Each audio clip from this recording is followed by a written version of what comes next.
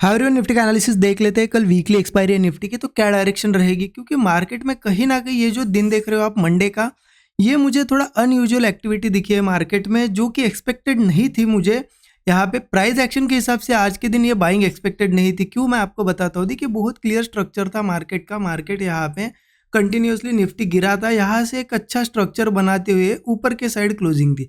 ये बिल्कुल ऐसी क्लोजिंग थी मेक और ब्रेक। मैंने आपको बताया भी था कि यहाँ पे फ्राइडे की ये क्लोजिंग है। मैंने आपको क्या बताया था कि इस तरीके से रिट्रेस करके क्लोज हुआ है सपोर्ट के ऊपर, कि इसके नीचे ओपन होगा तो वीक रहेगा, अगर यहाँ कहीं ओपन होता है तो स्ट्रांग रहेगा मार्केट, राइट। तो अब ओपनिंग कहाँ हुई, वीक एरिया में। वीक एरिया का मतलब ये होता है कि यहाँ से मार्केट भले ही ऊपर आया, लेकिन अल्टीमेटली यहाँ गिर जाना चाहिए था। ये क्लोजिंग इतनी स्ट्रांग नहीं देनी चाहिए थी। तो इसलिए देखिए, जैसे वीक एरिया में ओपन हुआ, मैं यहाँ पे आज दिन भर सेलिंग का वेट कर रहा था कि सेलिंग का मुझे कोई सेटअप बने, यहाँ पे मैं ट्रेड करूँ।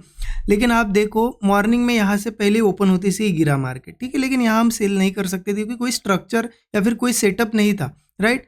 अब जब ऊपर आया तो यहाँ पे मार्केट अगर चलो कोई ऐसा स्ट्रक्चर बनाता, यहाँ ब्रेकडाउन देता, तो हम यहाँ पे सेल कर सकते थे, राइट। बट यहाँ हुआ क्या, आप देखो कि मार्केट ने रिट्रेसमेंट दिखाई, फिर ऊपर गया। वेट ही कर रहा था कि कहीं ना कहीं सेटअप बने, बना नहीं सेटअप। अल्टीमेटली मार्केट ऊपर जाके यहाँ पे साइडवेज होके क्लोज हुआ।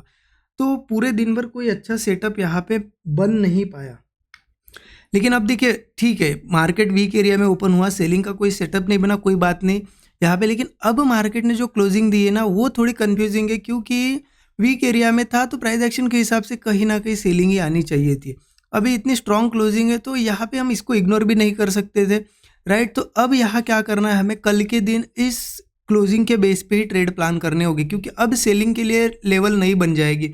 अब अगर सेलिंग करनी भी है तो कहाँ करनी होगी, देखिए बताता हूँ आपको मैं।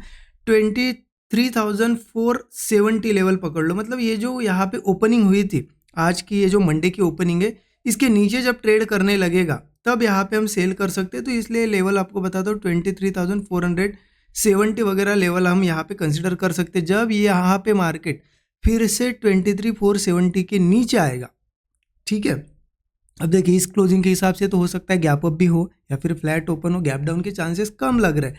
बट यहाँ पे अगर गैप डाउन या कुछ होता है और 23,470 के नीचे जब जाके सस्टेन करने लगेगा मार्केट, तो हम यहाँ पे कहीं ना कहीं सेलिंग कर सकते हैं। जब फ्रेश ब्रेकडाउन्स बनेंगे तो फिर नीचे की लेवल्स 23,100, 22,400, 22,100, ये सभी बड़े टारगेट्स ओपन हो जाएंगे। लेकिन अब इस क्लोजिंग के हिसाब से यहाँ पे कहीं ना कहीं मेरा प्लान कल के लिए बुलिश रहेगा, ठीक है। हाँ, मार्केट ओपन हो सकता है, चलो छोटा मोटा गैप डाउन भी ओपन होता है तो कोई यहाँ पे इशू नहीं है। मार्केट फ्लैट ओपन होता है तो कोई इशू नहीं, क्योंकि देखिए कंटिन्यू यहाँ पे बाइंग आई है। हो सकता है थोड़ा सा नीचे ओपन है या ओपनिंग के बाद थोड़ा नीचे जाए, तो इसे रिट्रेसमेंट ही कंसिडर करेंगे। मैं वेट इस चीज़ का करूँगा, रिट्रेस भी होता है, थोड़ा नीचे भी आता है, बहुत नीचे नहीं आना चाहिए, 470 के आसपास भी नहीं आना चाहिए, थोड़ा सा रिट्रेसमेंट चलेगा।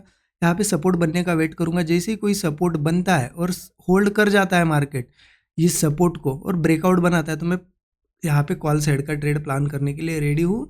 मुझे लगता है फिर इजीली ये जो ऊपर का टारगेट दिख रहा है 23,800 वगैरह, तो इजीली मार्केट दे देगा, ठीक है। हाँ, अगर गैप अप वगैरह भी होता है तो भी मेरा व्यू सेम ही है।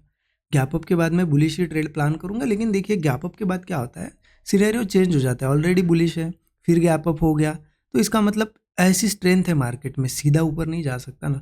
तो मार्केट में थोड़ा वेट करो। निफ्टी में थोड़ा सा अगर साइडवेज, मतलब एक रेंज बनाने दो, फिर ब्रेकआउट पे ट्रेड प्लान करो, या फिर थोड़ा रिट्रेस करने दो गैप अप के बाद। हो सकता है थोड़ा नीचे आता है ना, तो जब सपोर्ट बनेगा, सपोर्ट होल्ड कर जाएगा, ब्रेकआउट बनेगा, तब हम ट्रेड प्लान करेंगे। फिर ये एक टारगेट होगा। और अगर ये स्ट्रेंथ कंटिन्यू रहती है तो बहुत बड़ा भी मूव आ सकता है, क्योंकि एक तो एक्सपायरी का दिन है। देखिए, मार्केट में यहाँ पे ये स्ट्रेंथ कहीं ना कुछ शो कर रही है।